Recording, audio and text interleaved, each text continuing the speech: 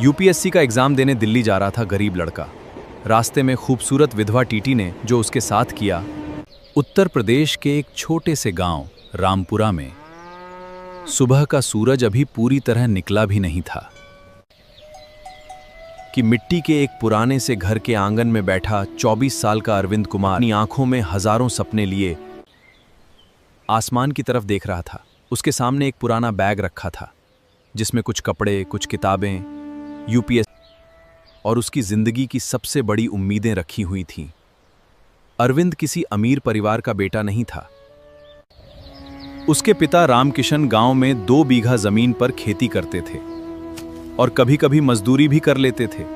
मां सावित्री देवी घर संभालती थी और कई बार दूसरों के घरों में काम करके घर का खर्च चलाने में मदद करती थी। घर में गरीबी इतनी थी कि कई बार महीने के आखिरी दिनों में चूल्हे पर सिर्फ नमक और रोटी ही बन पाती थी। लेकिन उस घर में एक चीज कभी कम नहीं हुई थी और वो थी उम्मीद। रामकिशन अक्सर गांव वालों से कहते थे, मेरा बेटा एक दिन बड़ा अफसर बनेगा और हमारे जैसे गरीबों की आवाज बनेगा। लोग हंसते थे, ताने मारते थे, कहते थे कि जिनके पास खाने के पैसे नहीं होते वे अफसर बनने के सपने देखते हैं। लेकिन रामकिशन कभी जवाब नहीं देते थे। वो सिर्फ मुस्कुरा देते थे क्योंकि उन्हें अपने बेटे पर भरोसा था। उस सुबह भी जब अरविंद दिल्ली जाने की तैयारी कर रहा था तो उसकी मां बार बार उसके सिर पर हाथ फेर रही थी, जैसे कई वर्षों का आशीर्वाद एक ही दिन में दे देना चाहती हो। उनकी आंखों में आंसू थे लेकिन होठों पर मुस्कान थी।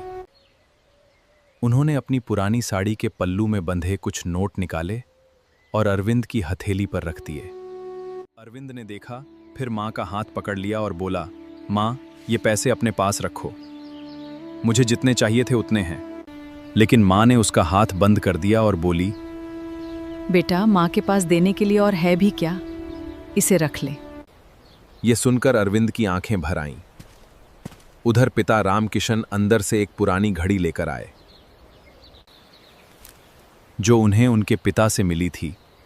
उन्होंने वो घड़ी अरविंद के हाथ में बांधते हुए कहा, बेटा, ये घड़ी बहुत कीमती नहीं है लेकिन हमारे परिवार की निशानी है। जब कभी मुश्किल आए तो इसे देखकर याद करना कि तेरे पीछे तेरा पूरा परिवार खड़ा है। अरविंद ने दोनों के पैर छुए और मन ही मन प्रण लिया कि चाहे कितनी भी कठिनाई आए वो हार नहीं मानेगा। कुछ देर बाद वो गांव से निकलने वाली बस में बैठ गया। रास्ते भर वो खेतों, पेड़ों और उन पगडंडियों को देखता रहा। उसने बचपन बिताया था कि दिल्ली की यात्रा सिर्फ परीक्षा का सफर नहीं बल्कि उसकी पूरी जिंदगी बदल देने वाली यात्रा बनने वाली है। करीब 2 घंटे बाद वह शहर के रेलवे स्टेशन पहुंचा। स्टेशन पर हमेशा की तरह भारी भीड़ थी। कोई ट्रेन पकड़ने के लिए भाग रहा था, कोई अपने परिजनों को विदा कर रहा था, कोई सामान ढो रहा था। अरविंद भीड़ के बीच अपना बैग संभालते हुए प्लेटफॉर्म की ओर बढ़ ही रहा था कि उसकी नजर एक बुजुर्ग महिला पर पड़ी जो भारी थैला उठाने की कोशिश कर रही थी। आसपास सैकड़ों लोग थे लेकिन किसी ने उनकी तरफ ध्यान नहीं दिया। अरविंद तुरंत उनके पास गया और बोला, आंटी, मैं मदद कर दूं? महिला ने मुस्कुराकर हामी भर दी। उसने उनका सामान उठाया और उन्हें उनकी सीट तक पहुंचाया। महिला बार बार उसे दुआएं देने लगी। प्लेटफॉर्म के दूसरी ओर खड़ी एक महिला ये सब देख रही थी। उसने काले रंग का रेलवे का कोट पहन रखा था, गले में पहचान पत्र था और चेहरे पर एक अजीब सी गंभीरता। वो थी संध्या चौहान, उम्र 32 साल।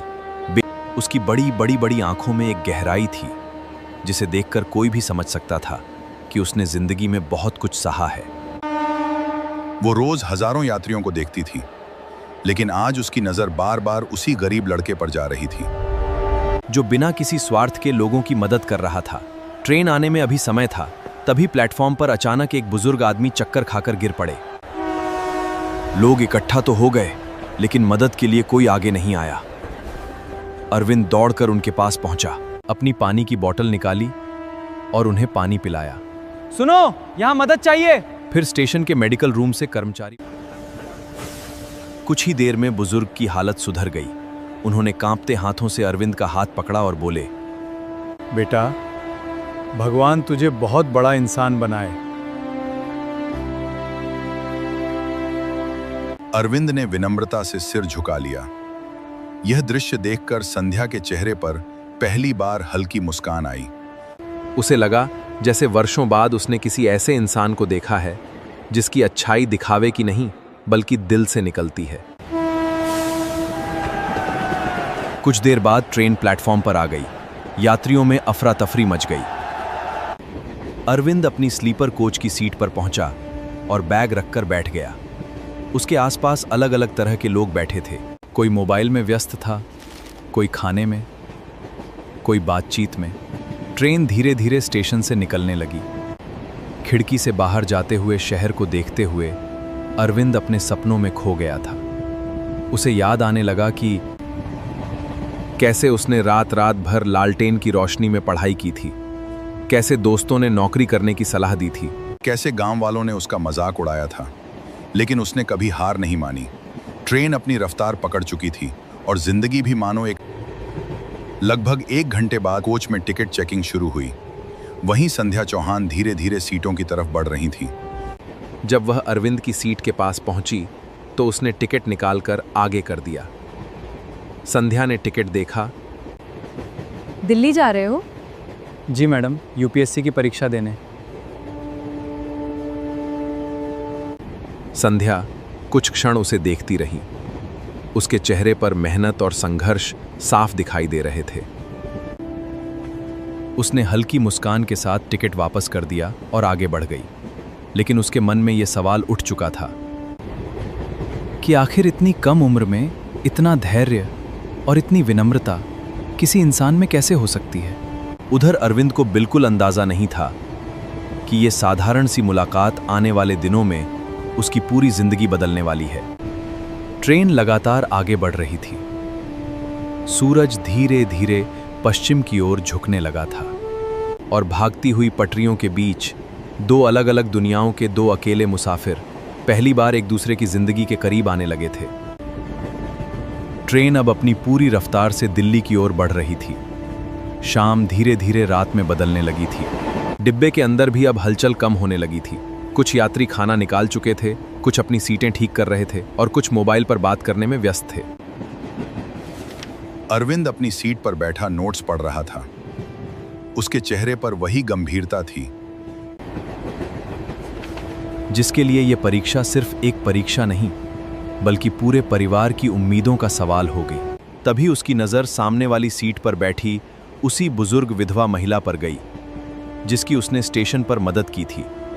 अरविंद ने पूछा, माँ जी कोई परेशानी है क्या? बेटा, चश्मा कहीं गिर गया है और बिना चश्मे के मुझे कुछ दिखाई नहीं देता।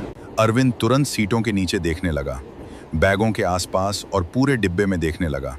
उसे चश्मा सीट के नीचे मिल गया। उन्होंने उसके सिर पर हाथ फेरते हुए कहा, बेटा, आजकल लोग अपने माँ बाप को नहीं पूछते, तू तो अनजान लोगों। ये दृश्य एक बार फिर संध्या देख रही थी। उसने अपने जीवन में हजारों यात्रियों को देखा था, लेकिन किसी में इतनी सहज इंसानियत। रात के लगभग 8 बजे होंगे जब संध्या टिकट जांचते हुए फिर उसी कोच में पहुंची। इस बार उसके कदम अनायास ही अरविंद की सीट के पास रुक गए।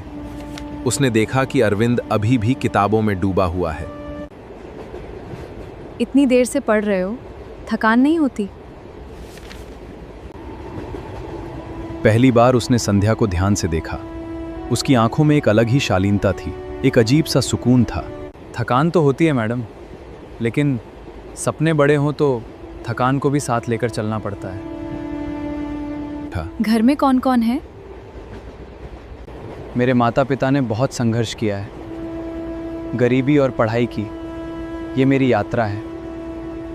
बातचीत समाप्त हुई तो वो आगे बढ़ गई, लेकिन उसके मन में अरविंद के शब्द गूंजते रहे। दूसरी ओर अरविंद भी सोच रहा था कि ये टीटीज बाकी लोगों जैसी नहीं है। उसके व्यवहार में कठोरता की जगह विनम्रता थी।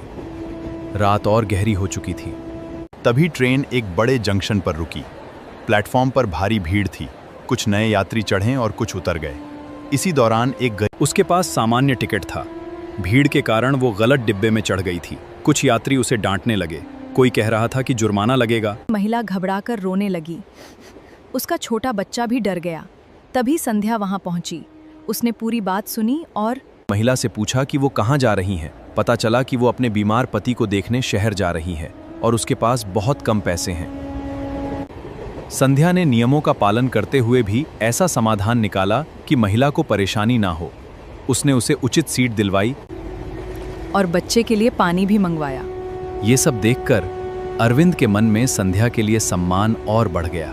उसे महसूस हुआ कि इस महिला के अंदर सिर्फ कर्तव्य नहीं बल्कि दया भी है। कुछ देर बाद जब ट्रेन फिर चल पड़ी तो संध्या डिब्बे के दरवाजे के पास खड़ी बाहर देख रही थी। शायद वो भी अपने विचारों में खोई हुई थी। तभी अरविंद पानी लेने के लिए उधर आया। अगर यूपीएससी में चयन हो गया हाँ, तो सबसे पहले क्या करोगे? अरविंद ने जवाब दिया, सबसे पहले माँ बाप को आराम दूंगा, फिर कोशिश करूंगा कि किसी गरीब को वो संघर्ष ना करना पड़े जो मैंने किया है। संध्या मुस्कुरा दी, लेकिन उस मुस्कान के पीछे एक दर्द छिपा था। अरविंद ने पहली बार महसूस किया कि उसकी आंखों में कहीं ना कहीं। आपके परिवार में कौन कौन है मैडम? कोई नहीं। अरविंद चौंक गया। उसने आगे कुछ नहीं पूछा, लेकिन संध्या खुद बोलने लगी। की शादी बहुत बड़े और संपन्न परिवार में हुई थी। पति रेलवे में अधिकारी थे। शादी के बाद जीवन बहुत अच्छा चल रहा था, लेकिन एक सड़क दुर्घटना में पति की अचानक मृत्यु हो गई। उस दिन के बाद सब कुछ बदल गया। जिन लोगों ने कभी उसे बेटी कहा था, उन्होंने उसे बोझ समझ लिया। धीरे धीरे उसे घर से अलग कर दिया गया। तब उसने नौकरी को ही अपना सहारा बनाया और अकेले जीवन जीना सीख लिया। अरविंद के मन में उसके लिए गहरा सम्मान पैदा हो गया। उसने महसूस किया कि सामने खड़ी महिला सिर्फ सुंदर नहीं बल्कि बेहद मजबूत भी है। मैडम, जिन लोगों ने आपका साथ छोड़ा उन्होंने अपना नुकसान किया, क्योंकि अच्छे लोग हर किसी को नहीं मिलते। ये सुनकर संध्या ने पहली बार दिल से मुस्कुराया। शायद बहुत समय बाद किसी ने उसके दर्द को समझने की कोशिश की थी। रात के लगभग 11 बजे ट्रेन एक छोटे स्टेशन से गुजर रही थी। ज्यादातर यात्री सो चुके थे। तभी अचानक डिब्बे में हलचल मच गई। वहीं बुजुर्ग आदमी जिन्हें स्टेशन पर चक्कर आया था फिर से अस्वस्थ हो गए। उनकी सांस तेज चलने लगी। लोग घबरा गए। अरविंद तुरंत उनके पास पहुंचा। संध्या भी दौड़कर आई। दोनों ने मिलकर उन्हें संभाला। अगले स्टेशन पर डॉक्टर बुलवाया गया। डॉक्टर ने बताया कि समय पर मदद ना मिलती तो हालत बिगड़ सकती थी। आज तुम दोनों ने मुझे दूसरी जिंदगी दी है। उस पल अरविंद और संध्या ने एक दूसरे की ओर देखा। दोनों को लगा जैसे इंसानियत का एक अदृश्य धागा उन्हें जोड़ रहा है। उधर दिल्ली अभी दूर थी, लेकिन किस्मत दोनों को और करीब लाने की तैयारी कर रही थी। अब ये सिर्फ एक टीटी और एक यात्री की मुलाकात नहीं रह गई थी। दो ऐसे लोग जिन्होंने जीवन में अकेलापन, क्योंकि अगली सुबह जब ट्रेन दिल्ली के बाहरी इलाके में प्रवेश करने वाली थी, तभी अरविंद की जिंदगी में ऐसी मुसीबत आने वाली थी जो उसके सपनों को तोड़ सकती थी। उसी मुसीबत में संध्या ऐसा फैसला लेने वाली थी जो उसके अपने जीवन की दिशा भी बदल देता था। यात्रा के बाद अधिकांश यात्री जाग चुके थे। कोई अपना सामान समेट रहा था, कोई घर फोन करके पहुंचने की सूचना दे रहा था। लेकिन अरविंद की आंखों में नींद नहीं थी। वो खिड़की से बाहर तेजी से भागती इमारतों को देख रहा था। ये वही दिल्ली थी जिसके लिए उसने अनगिनत रातें जागकर बिताई थीं, और जहां उसकी जिंदगी की सबसे बड़ी परीक्षा उसका इंतजार कर रही थी। उसके मन में उत्साह भी था और हल्का सा डर भी।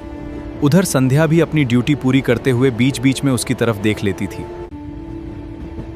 ना जाने क्यों उसे लग रहा था कि ये लड़का उसके जीवन में कोई सामान्य मुसाफिर बनकर नहीं आया है। कुछ देर बाद ट्रेन नई दिल्ली रेलवे स्टेशन पर पहुंच गई। प्लेटफॉर्म पर उतरते ही भीड़ का समंदर सामने था। अरविंद ने अपना बैग संभाला और बाहर निकलने लगा। तभी उसे याद आया कि उसने अपनी जेब में रखे पैसे और जरूरी कागज निकालकर देखने चाहिए। उसने हाथ डाला तो उसका चेहरा एकदम सफेद पड़ गया। जेब खाली थी। उसने दूसरी जेब देखी, फिर बैग देखा, फिर बार बार हाथ फेरकर जांचा, लेकिन कुछ नहीं मिला। उसके 100 रुपए, एडमिट कार्ड की फोटोकॉपी, पहचान पत्र की प्रतियां और कुछ जरूरी दस्तावेज गायब थे। उसकी सांसें तेज हो गईं। उसे समझ नहीं आया कि यह सब कब हुआ। शायद रात की भीड़ में किसी जेब कतरे ने जेब साफ कर दी थी। उसे लगा जैसे उसके पैरों तले जमीन खिसक गई हो। दिल्ली जैसे बड़े शहर में वो लगभग अकेला था। जेब में बहुत कम पैसे बचे थे और परीक्षा में सिर्फ 2 दिन बाकी थे। वो स्टेशन के एक कोने में बैठ गया। उसके मन में माता पिता का चेहरा घूमने लगा। अरविंद, क्या हुआ? उसने सिर उठाया। सामने संध्या खड़ी थी। उसके चेहरे पर चिंता साफ दिखाई दे रही थी। अरविंद ने पूरी बात बता दी। कुछ देर तक संध्या चुप रही। उसने देखा कि यह वही लड़का है जो पूरे सफर में दूसरों की मदद करता रहा, लेकिन आज खुद परेशानी में खड़ा है। उसने बिना एक पल गंवाए कहा, चलो मेरे साथ। आप कहाँ चलने को बोल रही हो? अभी तुम्हें रहने की जगह चाहिए, परीक्षा की तैयारी करनी है और खुद को संभालना है। बाकी बातें बाद में। नहीं मैडम, मैं किसी तरह व्यवस्था कर लूँगा।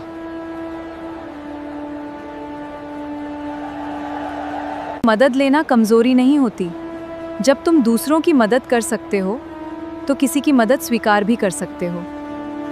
आखिरकार अरविंद उसके स्टेशन से बाहर निकलकर दोनों एक ऑटो में बैठे। रास्ते भर अरविंद खिड़की से दिल्ली को देखता रहा। ऊंची इमारतें, चौड़ी सड़कें, भागती गाड़ियां और हजारों सपनों से भरा ये शहर उसके लिए बिल्कुल नया था। करीब 40 मिनट बाद ऑटो एक शांत कॉलोनी में रुका। वहां एक साफ सुथरा लेकिन साधारण सा मकान था। संध्या ने दरवाजा खोला। घर बहुत बड़ा नहीं था, लेकिन बेहद व्यवस्थित था। हर चीज अपनी जगह पर थी। दीवारों पर कुछ तस्वीरें लगी थीं। एक तस्वीर में संध्या। अरविंद समझ गया कि ये वही व्यक्ति होंगे जिनके बारे में उसने ट्रेन में बताया था। घर में अजीब सी खामोशी थी। संध्या ने एक कमरा खोलते हुए कहा, जब तक परीक्षा खत्म नहीं हो जाती तुम यहाँ रह सकते हो। मैडम, मैं आपके घर रहूँगा तो लोग क्या कहेंगे? लोगों ने तो मेरे बारे में तब भी कहा था जब मैंने कुछ गलत नहीं किया था।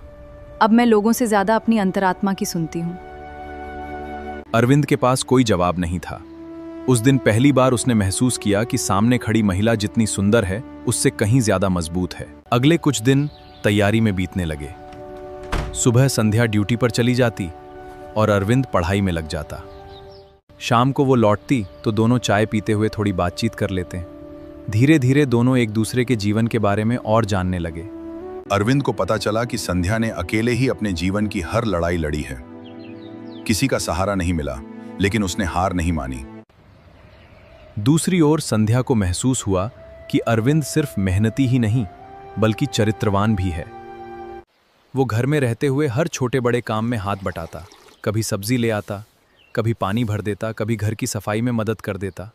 कई बार संध्या उसे रोकती, लेकिन वो हंसकर कहता, घर में रह रहा हूं तो घर का सदस्य बनकर ही रहूंगा। धीरे धीरे उस सूने घर में जीवन लौटने लगा। वर्षों से जहां सिर्फ खामोशी रहती थी, वहां अब बातचीत की आवाजें आने लगी। लेकिन दुनिया इतनी आसानी से किसी की खुशी स्वीकार नहीं करती। कॉलोनी के कुछ लोगों ने बातें बनानी शुरू कर दी। किसी ने कहा कि एक जवान लड़का विधवा के घर में रह रहा है। किसी ने कहा कि जरूर कोई और बात होगी। धीरे धीरे फुसफुसाहटें तानों में बदलने लगीं। एक दिन जब संध्या बाजार से लौट रही थी तो 2 महिलाओं ने जानबूझकर ऊंची आवाज में कहा, कुछ लोगों को उम्र का भी लिहाज नहीं रहता। संध्या ने सब सुन लिया, लेकिन बिना जवाब दिए आगे बढ़ गई। रात को जब अरविंद को पता चला तो बुरा लगा। मैडम, मेरी वजह से आपको सुनना पड़ रहा है। मैं चला जाता हूँ। मुझे यहाँ से चले जाना चाहिए। रोक दी। अगर मैं सही हूँ तो मुझे किसी से डरने की जरूरत नहीं है। अगर मैं गलत नहीं हूँ तो किसी के कहने से गलत नहीं हो जाऊंगी। उसके शब्दों में ऐसी दृढ़ता थी कि अरविंद चुप हो गया।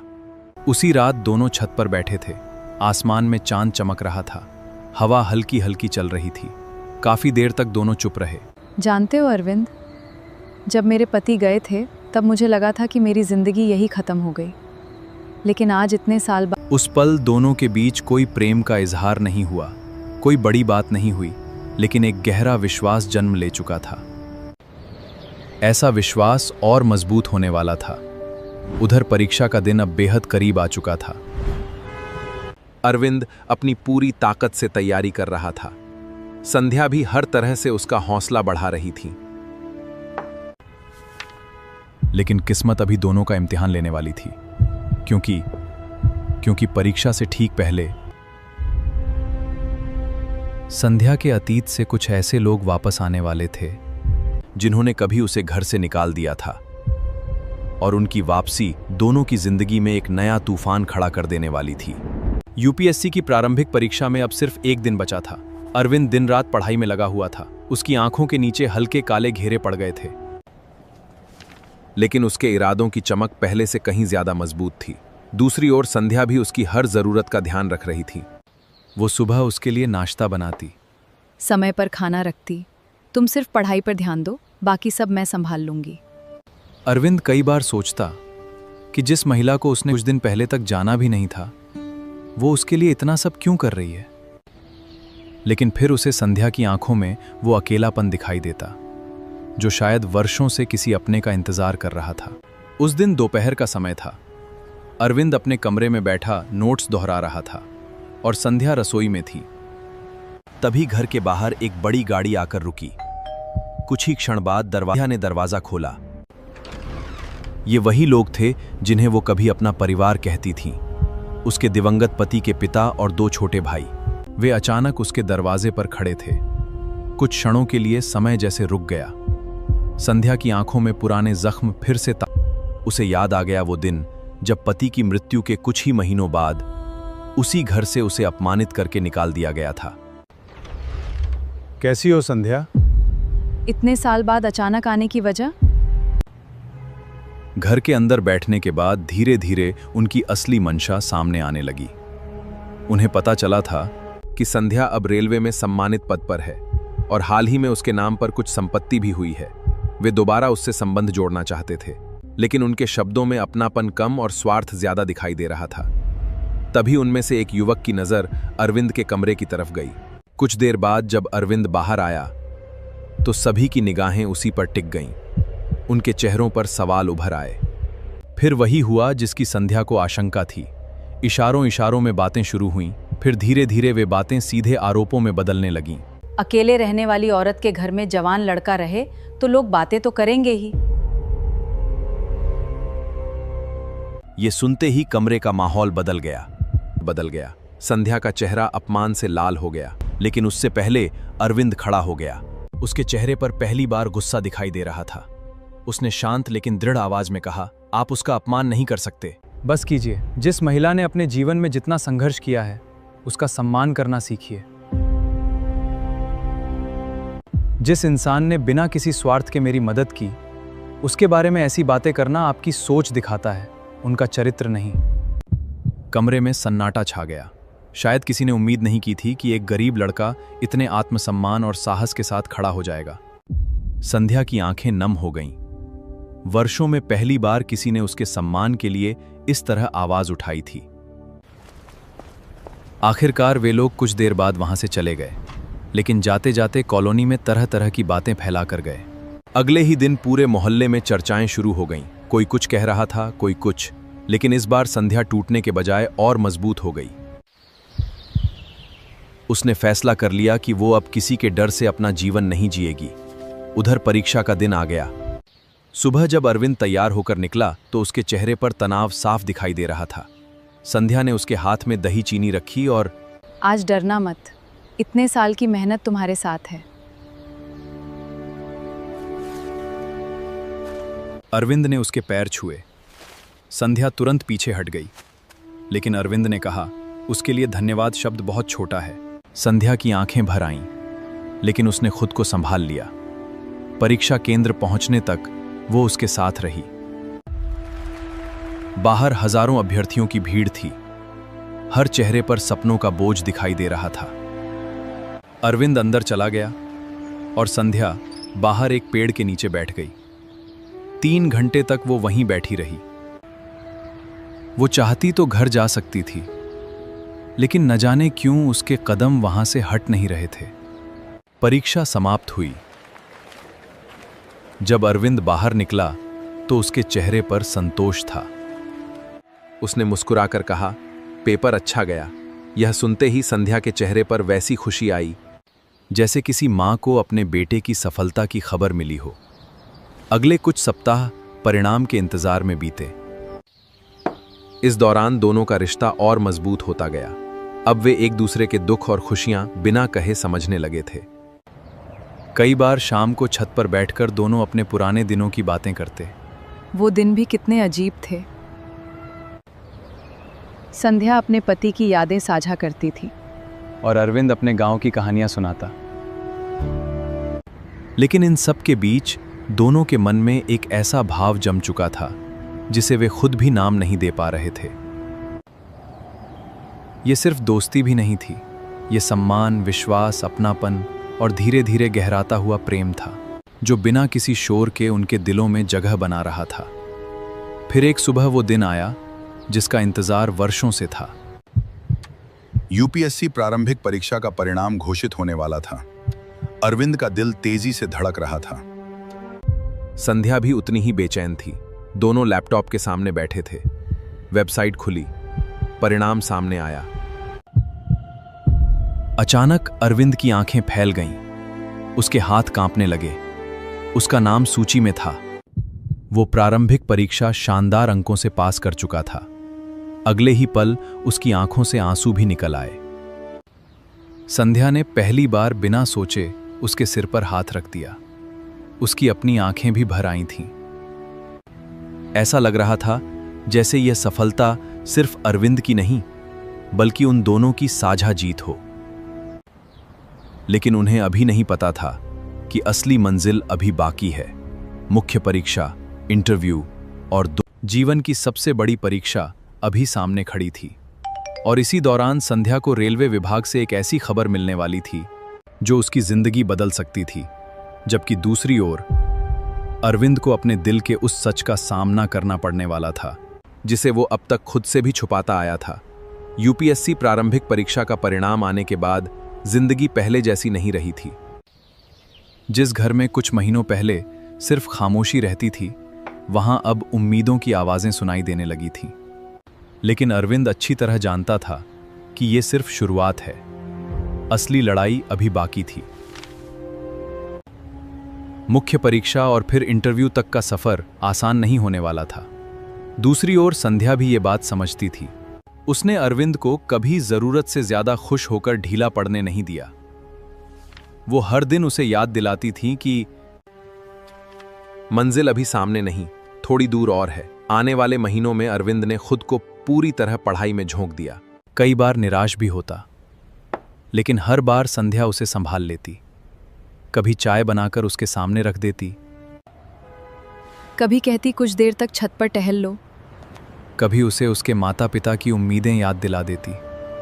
धीरे धीरे दोनों की जिंदगी एक दूसरे की आदत बन चुकी थी। उनके बीच कभी प्रेम का इजहार नहीं हुआ था, लेकिन दोनों के दिलों में एक दूसरे के लिए जो सम्मान और अपनापन था, वो किसी भी शब्द से कहीं ज्यादा गहरा था।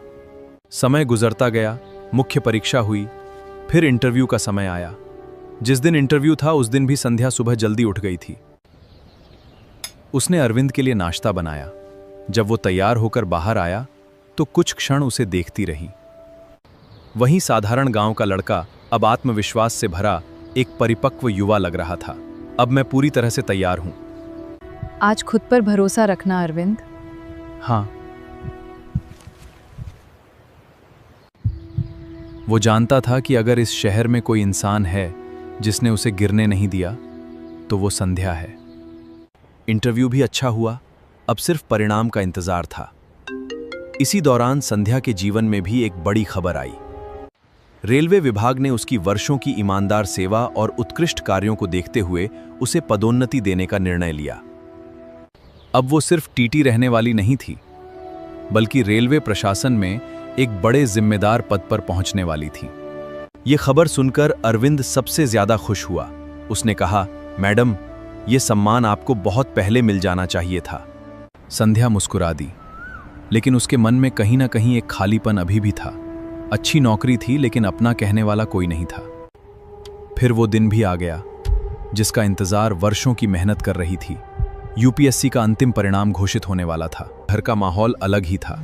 अरविंद रात भर सो नहीं पाया था। उसके माता पिता गांव से फोन पर बार बार पूछ रहे थे। संध्या बाहर से शांत दिखाई दे रही थी, लेकिन अंदर उसे उतनी ही बेचैनी थी। आखिरकार परिणाम घोषित हुआ। अरविंद कांपते हाथों से वेबसाइट खोलने लगा। उसी क्षण स्क्रीन पर परिणाम दिखाई दिया। उसकी नजर अपने रोल नंबर पर पड़ी और अगले ही पल उसकी आंखें भर आईं। वो सिर्फ चयनित नहीं हुआ था, प्रशासनिक सेवा में चयनित हुआ था। प्रशिक्षण के बाद उसे एसडीएम पद मिलने वाला था। कुछ क्षणों तक वो खुद कुछ बोल नहीं पाया। उससे पहले संध्या की आंखें भी भर आईं। वर्षों बाद वो खुलकर रोई। उसे ऐसा लग रहा था जैसे उसकी अपनी कोई अधूरी। उसी शाम जब ये बात पूरे गांव में पहुंची तो पूरे गांव में उत्सव जैसा माहौल हो गया। जो लोग कभी ताने मारते थे वही लोग आज रामकिशन के घर मिठाई लेकर पहुंच रहे थे। गांव के बच्चे अरविंद की चर्चा कर रहे थे। माता पिता की खुशी का कोई ठिकाना नहीं था। कुछ दिनों बाद अरविंद अपने गांव गया। पूरे गांव ने उसका स्वागत किया। लेकिन सम्मान और सफलता के उस माहौल में भी उसके मन में एक ही चेहरा बार बार आ रहा था, संध्या का, जिसने बिना किसी स्वार्थ के उसका साथ दिया। उधर दिल्ली में संध्या अपनी नई जिम्मेदारियों में व्यस्त हो गई थी। लेकिन घर फिर से खाली खाली लगने लगा था। वो अकेलापन फिर लौटता हुआ महसूस होने लगा। एक शाम वो छत पर खड़ी आसमान देख रही थी। तभी उसका फोन बजा। दूसरी तरफ अरविंद था। उसने सिर्फ इतना कहा, मैं कल दिल्ली आ रहा हूं, मुझे आपसे जरूरी बात करनी है। अगले दिन जब अरविंद उसके घर पहुंचा, लेकिन उसकी आंखों में वही पुरानी विनम्रता थी। कुछ देर बाद सामान्य बातचीत हुई। फिर अचानक अरविंद गंभीर हो गया। उसने कहा, आज मैं जो कुछ हूं उसमें आपका बहुत बड़ा योगदान है। संध्या मुस्कुरा दी। मैंने सिर्फ मदद की थी। आपने सिर्फ मदद नहीं की थी, आपने मुझे उस समय सहारा दिया था जब मैं बिल्कुल अकेला था। आपने मुझ पर भरोसा किया। आपने मुझ पर भरोसा किया। दुनिया सवाल उठा रही थी, आपने मुझे टूटने नहीं दिया। संध्या जी, मैं जानता हूं कि लोग हमारी उम्र, हमारे अतीत और हमारी बहुत सी बातों को लेकर बातें करेंगे, लेकिन मैं एक बात पूरे विश्वास से कह सकता हूं कि मैंने जिंदगी में आपसे ज़्यादा सम्मान के योग्य इंसान नहीं देखा। अगर आप अनुमति दें तो मैं अपनी बाकी ज़िंदगी आपके साथ बिताना चाहता हूं। यह सुनते ही संध्या स्तब्ध रह गई। उसकी आंखों में आंसू आ गए। उसने कभी नहीं सोचा था कि जिंदगी उसे दोबारा ऐसा मोड़ दिखाएगी। कुछ देर तक वो कुछ बोल नहीं पाई। फिर उसकी आंखों से आंसू बह निकले। उसने कहा, मैं एक विधवा हूँ अरविंद। अरविंद, उम्र में तुमसे बड़ी हूँ। लोग क्या क्या नहीं कहेंगे। जिन लोगों ने हमेशा कुछ ना कुछ कहा है उन्हें कहने दीजिए। मैं इंसान को उसके अतीत से नहीं, उसके चरित्र से पहचानता हूँ। उस पल संध्या का वर्षों पुराना अकेलापन जैसे टूट गया। उसने पहली बार महसूस किया कि कोई उसके अतीत, उसकी परिस्थितियों या समाज की नज़र से नहीं, बल्कि उसके वास्तविक स्वरूप में देख रहा है। कुछ सप्ताह बाद दोनों परिवारों और करीबी लोगों की उपस्थिति में इस भावुक समारोह में विवाह बंधन में बंध गए। शादी के दिन जब संध्या लाल साड़ी में मंडप में बैठी थी तो उसके चेहरे पर वर्षों बाद वैसी मुस्कान थी जो सीधे दिल से निकलती है। उधर अरविंद के चेहरे पर संतोष था। उसे लगता था कि आज उसकी जिंदगी की सबसे बड़ी सफलता कोई सरकारी पद नहीं, बंध गए। कई लोग हैरान थे। कुछ ने विरोध भी किया, कुछ ने ताने भी दिए, लेकिन अब दोनों ने किसी की परवाह करना छोड़ दिया था, क्योंकि उनका रिश्ता आकर्षण पर नहीं बल्कि सम्मान, विश्वास, संघर्ष और इंसानियत की नींव पर खड़ा था। दोनों ने मिलकर एक ट्रस्ट शुरू किया जो गरीब छात्रों की पढ़ाई और जरूरतमंद लोगों की सहायता करता था। कई बार जब वे किसी जरूरतमंद छात्र की फीस भरते हैं तो अरविंद को अपना अतीत याद आता, और जब किसी अकेली महिला की मदद होती है तो संध्या को अपने संघर्ष के दिन याद आते हैं। एक गरीब गांव के लड़के और एक अकेली लेकिन मजबूत विधवा महिला की वो अनोखी कहानी, जो एक ट्रेन के सफर में शुरू हुई थी, जीवन भर की खूबसूरत साझेदारी में बदल गई।